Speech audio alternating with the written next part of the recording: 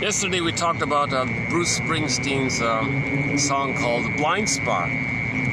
We have watch out for your blind spots. They can really, make you live the unlived life. If you're living what's called the unlived life, or you're living what's called the provisional life, when does life begin kind of thing, you're kind of just going through the motions of life, sleepwalking through life, something's missing. That's because you might have a blind spot. And the song Blind Spot was about the repetition compulsion.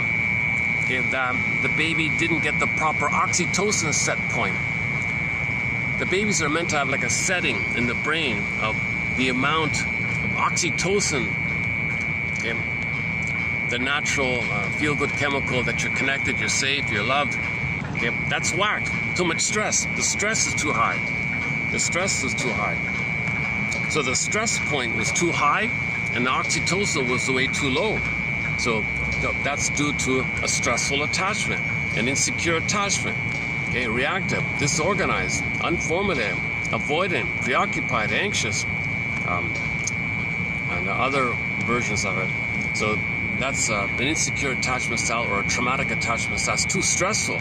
Then you're stuck with not enough oxytocin. That means there's no connection. You're just in survival mode. Stress means fight or flight. Sadness, stress, anger, shame, etc. So so when there's trauma, you repeat, hoping to get the proper set point, hoping to get a better outcome for the past. So you repeat symbolically in the present. It's only symbolic because the present isn't the past. But how do you repeat the past if you're not in the nursery? So you find something symbolic of it, like some mirage of it. It's not going to work. So part B is, well, observe that you're repeating so you can get your story so you can stop repeating.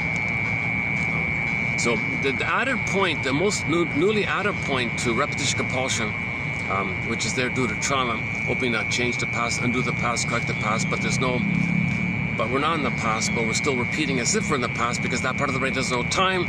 So when you repeat the past to the present, you can only do it in some kind of symbolic way. Symbols are not real.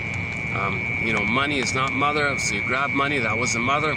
And what did the baby want with the mother? The baby wanted a blissful oneness, a blissful, deep sentimental union, participation mystique, unio mystica, Garden of Eden, Shambhala, Shangri-La.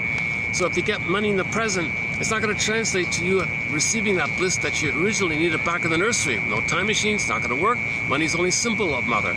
Money is symbolic of mother, because you can buy stuff and it can comfort you a little bit, but it doesn't give you the actual experience that was originally needed, which was that blissful union called the Garden of Eden, Shambhala. Doesn't work, pain's still there, so grab more money.